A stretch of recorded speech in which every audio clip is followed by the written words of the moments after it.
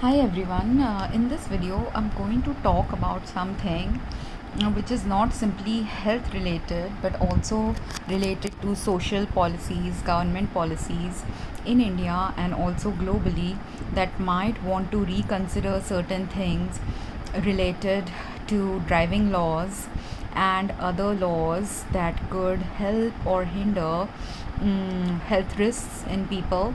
And that's why if the right laws are not created and also followed simultaneously, a lot of health hazards might happen in the recent future in any place where these problems are currently prevalent. And I'm going to base this on a current story as well as a past life incident of mine which happened almost 15 years back when I was living in US.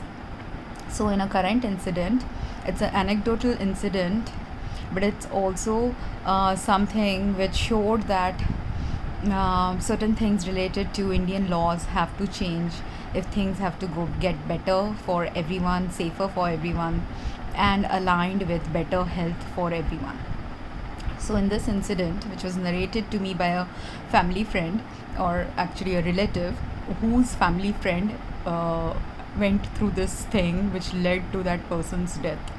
So, their family friend was a young boy in his 20s, I presume, and this young boy had gone to, because they do certain businesses and run a small business in a small town like place in West Bengal. This guy went to someone who he had some money to get from, possibly for his business transactions. And when he went to pick up the money after that interaction, it was a night time, and when he was driving, he went and crashed his vehicle against a larger vehicle. I believe it was a tempo, but I don't know exactly, but it was a larger vehicle. And that tempo driver was going to be arrested by the cops because most times, 90% of the times, when such accidents happen, people presume that the larger vehicle is the one who is the irresponsible driver, which is true of many large vehicle drivers in India. Sometimes they do tend to not drive as responsibly. But even smaller vehicles like bicycles and motorcycles also do not drive responsibly in Indian roads, especially in larger cities. And even though he lives in a place of Kolkata, which is not a very highly populated as a city like Mumbai, it is still a densely populated place where traffic jams are prevalent occasionally in the highways. And apart from traffic jams, there are people who do rash driving all across India.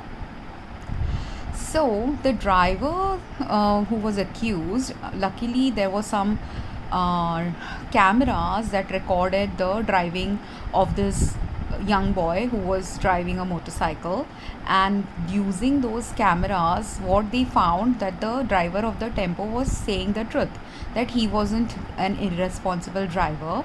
And in that camera what was captured was this driver was the motorcycle guy was driving erratically, and he hit the tempo. He was the one who hit the tempo, and I think they were driving opposite to each other. That is what I presume happened from the conversation I heard.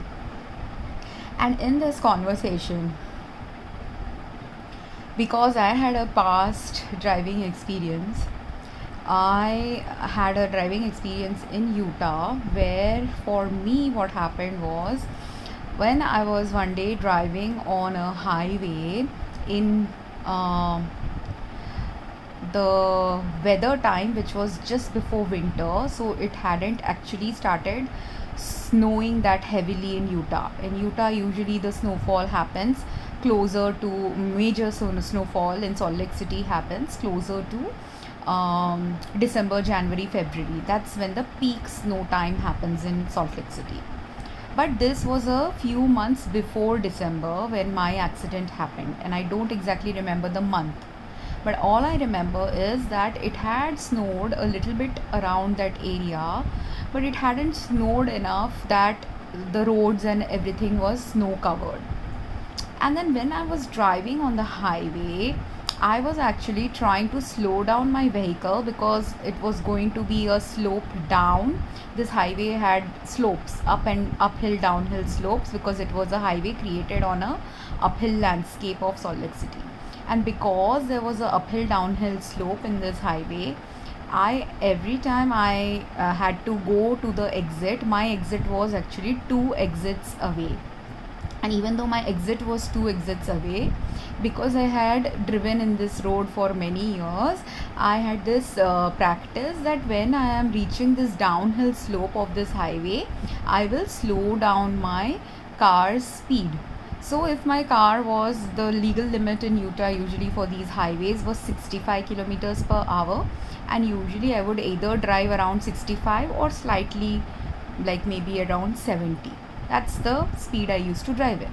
But when I am going downhill, I'm also very careful, and during the downhill and during the exit phases, my general tendency is to drive the vehicle at 65 or less. So my vehicle speed goes down to around 60 slowly, so as I near the exit, because then when we exit the highway, the speed limits are going to be around 45 and then 35.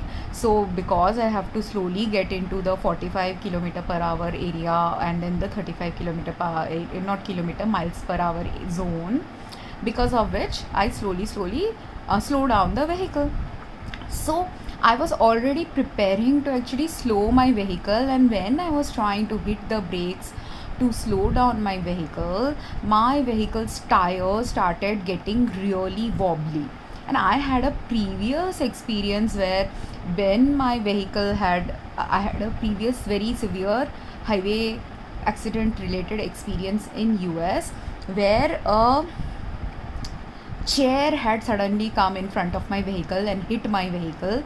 And it was partly my fault that I didn't see the chair in time, but the next thing that was causing me to have this accident was the fact that I couldn't shift lanes, because all other vehicles before me who had seen the chair had already changed to the left or right side of the lane where the chair was, but I couldn't shift to the left or right side in the correct time, because there was no, it was a very busy highway. It was early in the morning, 9 a.m. time. So in 9 a.m. time, Utah highways are always busy.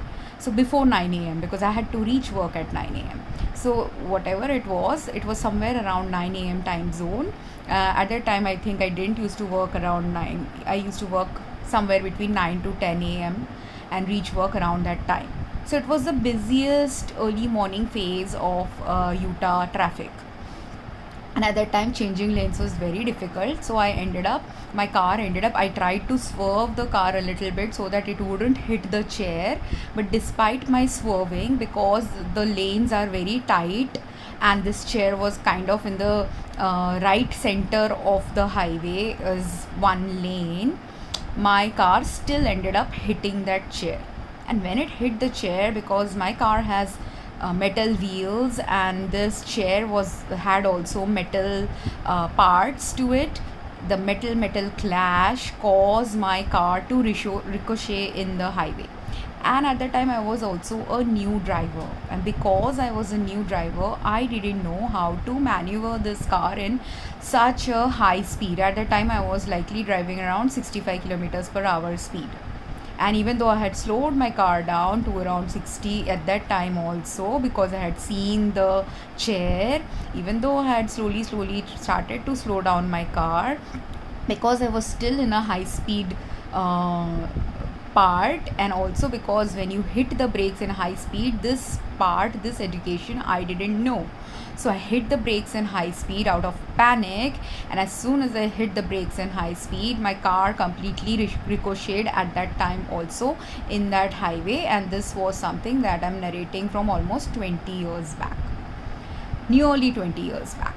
And at that time when this car ricocheted, it went completely like it did a U-turn in the highway, meaning my car completely turned and went into a U-turn like thing on the highway.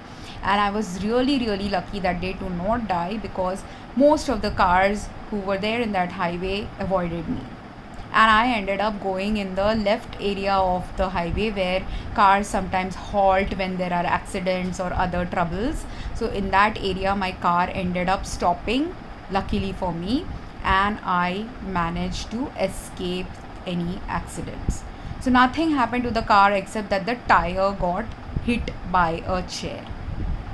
And nothing happened to me except that I got really shaken. I realized that you cannot hit the brakes when your car is doing something wrong in a highway, and you cannot hit the brakes suddenly, because I hit a sudden brake. I didn't like just hit a brake, but it was a sudden brake because I was so panicking.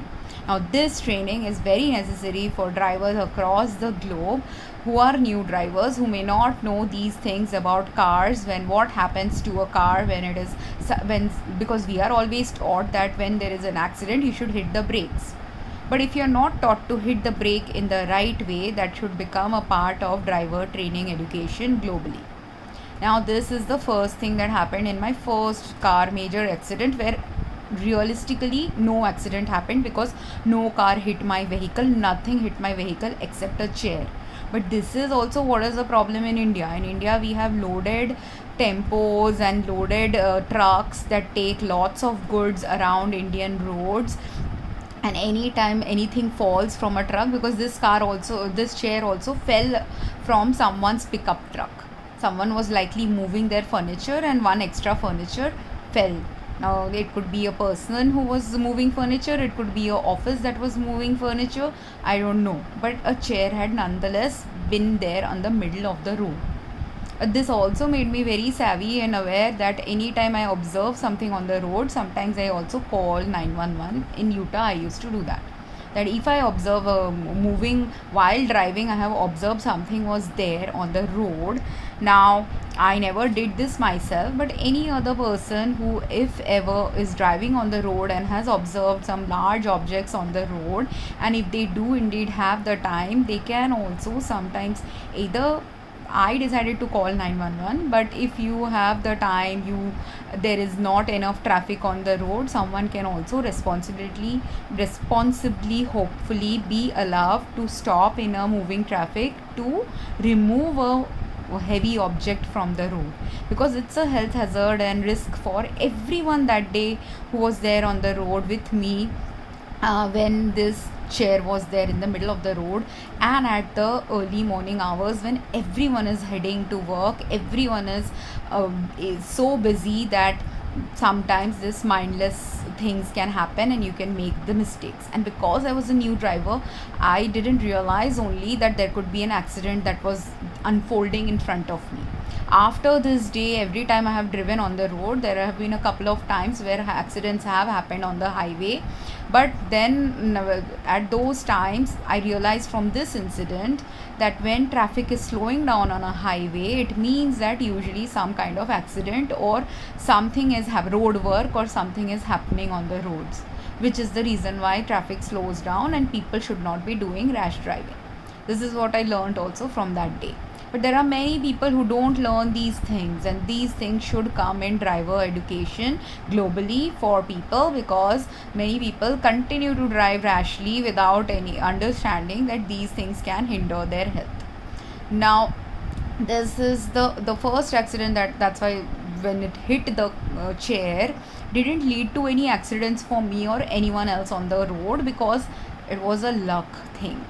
But this second time when I had a different car, in this time my car started when I was going downhill now on this road, where usually I am at 60 kilometers per hour speed limit, and I'm trying to slow down my vehicle because I'm going to exit soon in a couple of exits. So I'm preparing mentally to slowly slow down my car, because that is how I usually drive.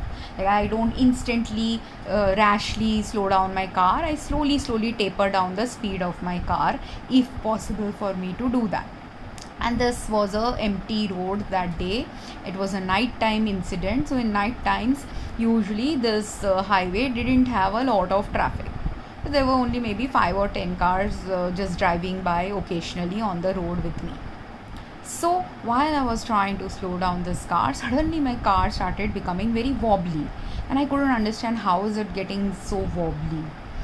And I tried to slow the, and I was anyway slowing down my speed because I was trying to get to the lower limit because I would be exiting. But while I was trying to slow down, and I remembered my previous accident where suddenly slowing down the car had led to the car completely ricocheting in and doing a U-turn in the highway. So this time I didn't suddenly slow down. I started hitting the brakes slowly and gradually, so that my car wouldn't go do a complete U-turn. But even though I was doing this slow down of my car still wobbled on the road, and I could feel that the tire was not in my control. What happened mechanical failure wise, I don't know, but some mechanical failure had happened where the tire was not connecting in the right way to the steering wheel or the brake, and as a result the car completely started swerving in such a way that it ended up, I was going to take an exit which was on the right side of this highway, and my car was, that's why, just 1 or 2 lanes away from the right exit. I was just shifting the lane from, say I was 2 lanes away, and this highway has some kind of I have forgotten now, but initially I am 1 lane away from the exit, then I am 2 lanes away from the exit if I continue on that lane. So that's why I was already moving to the lane that is the rightmost lane on this highway, and while moving this rightmost lane my car was wobbly as a result, and because I didn't hit the brakes very hard, I hit the brakes slightly gently this time than the previous time. It was still hitting the brake phase, so it was not as gentle as how you would hit a brake normally when you are changing lanes or when you are going to take a exit, but it was still a gentle brake. So there was something that was failing in the car which caused the whole car to swerve suddenly 2 lanes across into the right side barrier. This highway had barriers, metal barriers on across the highway, because this was a hilly area. So if a car falls out of the exit or some accident happens, if the barriers wouldn't be there, the car can also fall down some hilly parts. So there was a barrier in this area, and because of the barrier my car slowly slowed down because of the barrier too, because my car ended up hitting the barrier despite my trying to control the car to not hit anything. It continued to just swerve out of my control. And then because even though I was slowing down, I was maybe maximum slowed down to a 50 kilometers per hour speed. So even though I was around between 60 to 50 was where my car would have been at that time when I was trying to slow it down. So because it was still at that high speed, again what happened? The same thing that had caused my car when it hit a metal chair on the road, where at that time when the car hit a metal chair, only the tire of my car had hit the metal legs of the chair. This time the entire right side door of my car, and or right side door, or rather the, I don't know whether the door had hit or whether the bumper area had hit, but some right side part of my car had hit this barrier, metal barrier. So the metal crash of at high speed of 50 kilometers or 60 kilometers per hour again led to my car. This time it didn't completely ricochet, but there was a pushback, and because of the pushback, now my car, instead of going to the right, started going to the left. And then and because I was also trying to not hit the barrier in the right, so little bit of the steering wheel was also pointed to the left.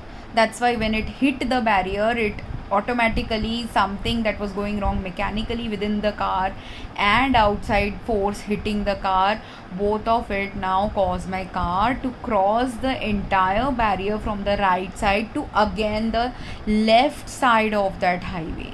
So my car eventually, I think, ended up stopping at the left side, or again there was another hit in the left side of the highway, and then I think the airbag came out, and then the car finally stopped, not because of the brake but because the car had hit a barrier. And I was lucky that time also, nothing happened, no car hit me. Only damage that happened was to my car. And there was the luck factor that helped in nothing hitting my car was the fact that this highway was completely devoid of that many cars on the road that night.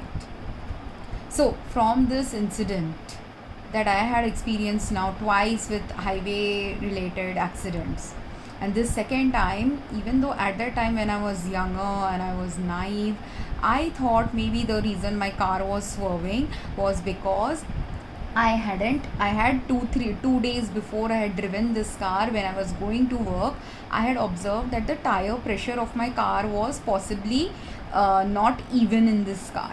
So I was going to get the tire pressure checked.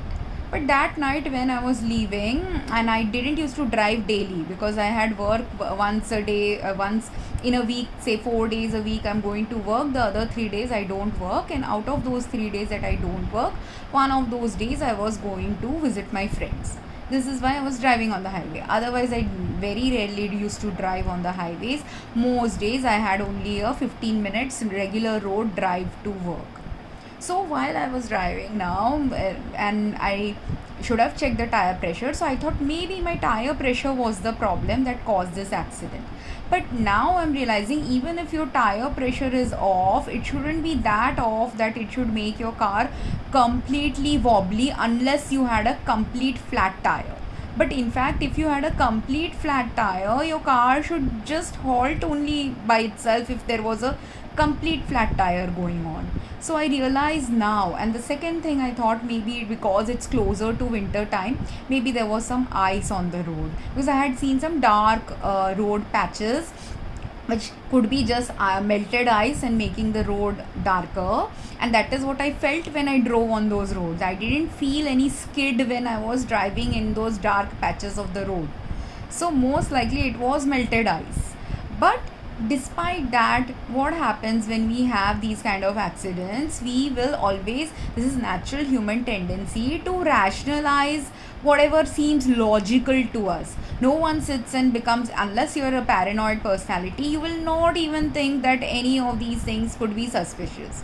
So I just presumed, and this is what I gave in my complaint also, because the cops had been called and the cops took my version of the incident from me. And in that reporting, when I verbally reported, I don't know whether while writing I reported this, but I remember distinctly reporting him verbally that it was either the tire pressure or the road. I felt that it might have been ice on the road. These are the two thoughts that had crossed my mind when the accident had happened. But now, because I also do recent times meditation and I have also experienced some other sabotage related car accidents, now I am realizing that there is a high likelihood that this car was also sabotaged by someone. Because I used to do certain work where I have complained about certain things that can put me at a health risk by just simply complaining about something I have witnessed. So, but it is hitting me now because I am a naive person, I'm not a paranoid person. So it never hit me during the entire time I was doing that profession where some health risk was involved in that profession, because I was naive and because I didn't put two and two together, and I never imagined that my health was at risk in any way or my life was at risk in any way. But now coming back to the incident of this young man who died, the reason why I'm posting this video and the reason why people need to start considering law changes and other changes is related to this guy's death. Because I was lucky to not die, but that doesn't mean someone else in the same place as me, if they weren't lucky, they could have easily died that day when this car flip-flopped. And this second time, it was definitely not my error that caused the only error that was on my part was I didn't fill the tires evenly in all 4 tires of my car. That is the only error I had done. But driving wise, I had done no error that day. Despite that, I couldn't control that accident, because this is how accidents happen. Sometimes accidents can be the driver error, but sometimes accidents are also circumstances surrounding the driver that could lead to the error. And this is where this guy's death needs to be investigated. I don't know whether it will be investigated, because I don't know anyone personally enough to go and speak about it. But if anyone related to similar incidents like mine or this guy's have faced some car accidents where you haven't got justice, you have to think now clearly what exactly happened. Because these are the three thoughts that came to me about the fact that this guy's car, not car, his vehicle was wobbly when he hit the tempo. If his vehicle was wobbly when he hit the tempo because of some brake and tire malfunction, the same thing that happened to my car, even though car and motorcycles are two different moving vehicles, some of the mechanical functioning that can distort a car from becoming, that make a car become wobbly and make a motorcycle become wobbly, will be very similar. I am not a mechanic, so I can't use a mechanical language to speak about it, but intuitively I understand that brakes and tires and the movement of a vehicle is all interconnected, and if any of these things are tampered with by outside sources, you can have a car malfunctioning and you can end up with the accident where in my case I didn't die, but in this guy's case, if someone had tampered with his brakes and his tires or both, they can cause his motorbike also to move in a wobbly manner, out of control manner, such that the boy can't control his vehicle. Now I don't know, haven't seen the video of this guy hitting the tempo, but if I get the video also, I have that much clarity to understand when a person is panicked. And if not me, some expert needs to look at it that way, because there are three different scenarios that can play out and because I have had some different kinds of accidents in my life related to driving, that's why I am speaking about it. God has given me the grace to be saved from those accidents, and only my cars getting damaged from those accidents, because I have had a couple of other reasons also for accidents. One time my accident happened, I was like completely drowsy for some reason that day, and I didn't realize that I was drowsy and that I shouldn't have driven that day, but I had to drive because I had to go to work, and I couldn't understand why am I drowsy. Now I understand why the potential causes for that drowsiness that day could have happened, but I was drowsy, I was inattentive, and that was my fault. That day I got a ticket also for it. That day I damaged my vehicle also enough that I had to go and repair my vehicle for 2-3 weeks before I could use that vehicle again that day. And that day the accident happened where because I was unmindful, another car ended up hitting me, but the fault was mine. So I've had all these kind of accidents where I have been at fault sometimes I have not been at fault. And when I have not been at fault, and if you are at fault, if say this guy was just simply driving crazily, or he was in a busy rush to go somewhere, his driving would be different. But the fact that his vehicle was wobbly means that he was driving responsibly, most likely.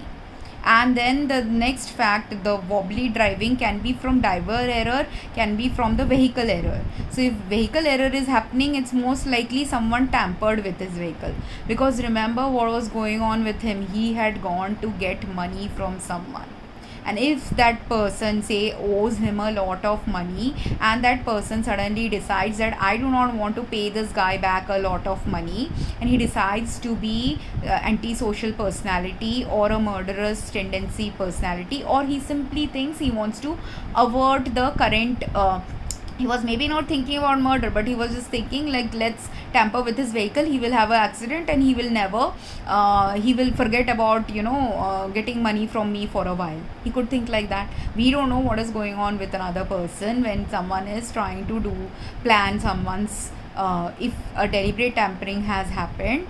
These are the possible scenarios where someone could have deliberately tampered his vehicle, which would cause his vehicle to be tampered with and be wobbly now on the roads. But what are the other causes that can also lead to someone driving wobbly manner on the roads? Another cause is if say someone has epilepsy related factors present in their life. A person who is having an epileptic attack while driving on the road can also end up hitting someone else's vehicle. And how does a epileptic attack happen? I had posted a video on this possibly earlier, but this has happened with me also. I do not have epilepsy, I do not get epilepsy related symptoms, but many a times in Indian roads I have felt there are lots of flashy cars and flashy lights, and it's a recent thing. In recent years, lots of disco type lights have been installed by customization related things that people put in their vehicles, and because of customizations or some high end cars, they all have these flashing lights or really sharp and intense lighting systems in the car, which causes the driver who is opposite to them, if this light goes inside their eyes, if you have a eye problem, which I do have a eye problem, it can cause you to temporarily get distracted by that light. And if you have a epilepsy related problem, like how strobing lights in a disco can cause someone to have epilepsy, or if you are a autism prone person, if autism prone persons also get attacked suddenly by sudden lights, meaning their mental function gets distorted when sudden lights are put in front of them. So these kind of patients who have autism, who have cataract, who have night blindness, who have problem of any other problem where their eyesight or their brain function gets distorted, that is a major driving hazard. So at that time also, say this tempo was not flashing a light, but besides the tempo, if there were other vehicles which passed this guy and they were flashing their lights in such a way that this guy's eyes got distracted by it, that is also another reason for someone to wobble on the road and not see the tempo suddenly. But that can only happen if this guy had autism, if this guy had epilepsy happening with him, or if this guy had some other eye problem going on simultaneously with him, or all three. All of these can combined also impact someone's driving skills. And then what else can cause someone to have road accidents or this wobbly type driving? Again, which if you look at the video, if his expressions are a little bit clear in those videos, from his expressions you can say whether his eye was impacted, whether his brains were impacted, or whether his vehicle itself was impacted, or whether a multiple range of factors was impacting him. What else can cause driver unsafety? And here one incident that happened is from another anecdotal incident where there was an elderly man whose story I heard because they were related to someone I worked with. And that elderly man, when that man had gone to a grocery store in US, he had gone to a grocery store, a daily grocery run that he does, or a weekly run that he does regularly in his life. He had simply gone to purchase some normal groceries from his grocery store, and then after he had stocked his groceries in his car, he called his wife and told his wife that I'll be home in a few minutes. That is what he usually does, maybe to check with her or to tell her all these things I've bought, is there anything you have to buy, whatever the reason. He called and let his wife know he's coming back home. But then he didn't appear home for a longer time than it would take him to come back. That's when his wife got worried. And what happened in that meantime is, after he had stopped the call, after he started driving from the parking lot in the roads, he had a diabetic related hyperglycemia or hypoglycemia. I don't know which one he was suffering from that day, but he was a diabetic patient. Because he was a diabetic patient, sudden increase in blood pressure, sugar, or sudden decrease in blood sugar, both of which can hinder suddenly your body's main functioning, and you can have suddenly either motor function related disability or heart function related disability. Something can get impacted in your body such that you may not say, your vision could also get impacted because of the diabetes that you have. And whatever happened to that guy, I don't know what exactly happened, because this is again it's not my incident, and this incident I'm again narrating is from 15-20 years back. So that's why, because it's again a 15-year-old incident that didn't even happen to me, I forgot the patient details because he was not even a patient of mine. But all I remember is a diabetes related incident happened to him, which caused him to suddenly lose control of his car because of how his body was feeling that day. And as a result of his body feeling a certain way, where his hands got off the steering wheel, possibly his vision got blurred, possibly, because these are the most common symptoms someone can have when they are having some diabetes related health incident. So when vision is blurred, your steering wheel control is gone, these two things led to an accident for him. One time it happened to me also. I'm not a diabetic, but I had not eaten the whole day.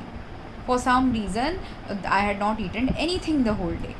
So I was really hungry, and I had gone grocery shopping, but after doing the grocery shopping, I had not consumed any food. So I was like really hungry, and I hadn't bought possibly anything that I could eat immediately, or I didn't think about it. I was just in the same parking lot as the grocery store. There was a McDonald's. So I decided, let me have some instant food now. But while I went to the McDonald's, I could have gone down. Usually I park the car in front of the McDonald's and go into the McDonald's to order food. But sometimes I also go through the drive-through. So that day, because I was extremely hungry and I felt that my sugar level is going low and I was feeling extremely weak, I didn't feel that I have the enough energy to even walk the 5 minutes inside the store. So I made a stupid mistake of instead going in the drive-through line. And in the drive-through line, now what happened was, when I went and entered the line, I realized that this day they are unusually busy and they have a long line. Usually prior to this day, I never had seen such long lines in front of this drive-through. So for me, now the question was, what do I do? Should I get out? I was almost thinking of getting out from the drive-through, but because it was a busy day, already 3-4 cars had piled up behind me. So I couldn't get out of the lane and park my car. And then what happened was, while I was in the drive-through, I was also looking for some money to give as tip, or taking out my card while I was waiting in the line for the drive-through flow of cars. There were 5-6 cars ahead of me. As the cars were moving slowly ahead, and I had given my order and I was looking for my card, because I was not well, or what happened I don't know, but suddenly my hand accidentally hit the horn of my car. And that accidental hitting, I don't know whether I was not paying attention, that's why my hand hit it. I don't remember whether I was feeling low in blood sugar, that's why my head also had hit the thing. My head had also hit, and I said, no, I'm so sorry that I did this, because I was embarrassed that I had managed to hit this horn by mistake. And that day, then after taking the food and everything, when I was leaving, I was so hungry, and not just hungry, my blood sugar was low. I could intuitively feel that my blood sugar is completely gone low. As soon as I exited the parking lot of the McDonald's, I moved ahead only 2 minutes on the road and parked my car safely besides the road where I can park my car. And then I stopped and ate some food, because my sugar was that low that day. And because I'm self-aware, because I'm mindful, because I'm young, I could do this. But there are many people, if their blood sugar has suddenly dropped, they may not have the arm strength or energy or anything to move their vehicle when their blood sugar is so low that they, without an insulin shot or without something that will give them an instant sugar, they will not be able to actually function. Not insulin shot, because if you have gone too low in sugar because you are taking insulin, that can happen to diabetic patients. When you are too low in sugar, because the insulin is causing your sugar levels to stay low. That is the purpose of an insulin drug. So when an insulin based drug is being taken by a patient, sometimes though generally the reason for taking a insulin based drug is to maintain your blood sugar levels at a normal level, sometimes it can happen that if you have taken by mistake slightly more shot than you should have, or that day you hadn't consumed the right number of foods that would give you the whatever had been going on biochemically in your body, that could have led to your insulin shot having caused much lower blood sugar levels than the normal. And as soon as there is much lower blood sugar levels, some body's functioning systems will drop down as a result, and as soon as the body's functioning systems drop down, you will not have the energy needed to drive a car. So all these diabetic patients should be careful about driving. They should have the education about what to do when diabetes related health factors are impacting your health in such a way suddenly that a medical emergency arises while you are driving the car. And there should be some protocol in place via rules and regulations to show that someone is in a health distress, which should be different from whatever is normally. When I have a health distress, I've done that too. Not health distress, but say in the case of the day when my car had completely the tire was fluctuating, what did I do? I had hit the hazard lights. That's why any other car behind me who saw the hazard lights was able to not hit my vehicle while I was trying to navigate my car that day. Same way, anytime I'm driving and in a road where something has gone wrong with the second drive, I had another driving incident in India where suddenly someone had tampered with my wipers of my car, and I didn't realize they had tampered with wipers of my car. But when I was driving on the road, and that day it suddenly rained on the road, it was not even rainy season, it was a few months before rainy season, or rainy season was just about to start at that time. And in rainy season you need wipers, and suddenly there was a sudden downpour that day, and in that sudden downpour I was in the middle of the highway, and I'm realizing that my wipers are not wiping away the rain the way it is supposed to. And I didn't realize that the wiper is getting tampered at that time. I just realized that the wiper is not working. And what do I do suddenly when it's heavy rainfall and the wiper is not working and I can't see anything beyond because the whole windshield is covered with rain? What did I do? Again the same thing. I put on the hazard lights, I slowed down my vehicle, and I was again at a juncture of a highway where it was a uphill slope, and then in the uphill I had no choice because there were moving traffic all around me, in front of me, behind me, left side, right side, and I could only see the left side, right side traffic because of the mirrors of the car, but I couldn't see the in front of me traffic because of the wiper not working, and it was really heavy rainfall. So I ended up moving my vehicle. Again, I was possibly in India, in this highway, to take a exit you have to take left to exit the highway, and there are spaces in this highway where on the left side there is enough space for cars in distress to stop. So I ended up stopping my car in the left side of the highway eventually, even though there were so many people pissed off with me, honking at me. And in India, though rubbish driving happens, people are so impatient, don't understand even when the hazard light is on that some driving distress could be happening to a driver. So anyways, I was able to move away from the traffic, and after moving away from the traffic, I waited until the rain stopped to drive. And while I was waiting until the rain stopped, that's when I figured out someone had tampered with my wipers. And the angle at which someone had twisted and done something to my wipers, such that the way in which the wipers will not wipe only. And I'm not a mechanical oriented person, so I didn't know how to fix the problem by myself. But someone had literally tampered even the screws of my vehicle's screws had also been removed. So the wiper was not only distorted, but the wiper had also been slid in such a way that something mechanically they had done, like the screws were off, everything was, I could see that the screws were missing from this wiper.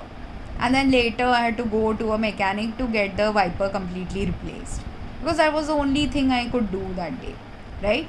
So, and so This was not a driver error, right? This is a error. Someone else has tampered with my car outside of me while I was unaware that they are tampering with my car. And this is how it happens with people like this guy. His car could have, his motorbike could have been tampered with. So when you are looking at someone's reports of a health accident, or then this guy died, so this is also potential murder that has happened with him.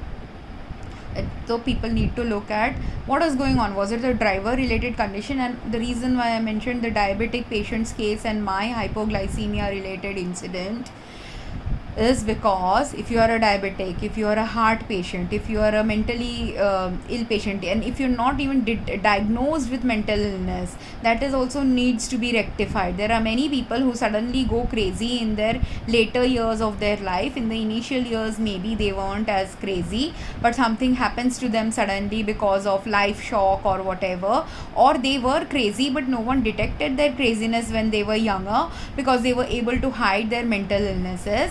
But suddenly when you are older, at 70-80 years of age, even if you had 40 years of lifetime illnesses of mental illness, it doesn't get detected until you are later in age, when you can't hide your illnesses from anyone. So at that time, if those people are given 20 years driving license, which happens in India, those kind of long term driving licenses should be stopped for everyone. Driving licenses should be renewed in US government. In India, the thing is, our infrastructure is not equipped to handle so many people. But you can always add to more government officials. More people need to be infrastructurally increased in number to work with the population demands of our country. Meaning, if say in a particular city, when the British left India, at that time if you had only 10 employees doing a particular kind of government work, those 10 employees are not enough to do the same work that 70 years back that place's population, what was worth for the patient population of that time. I'm going to make a second video because I have to take a break, but this needs a part 2 also.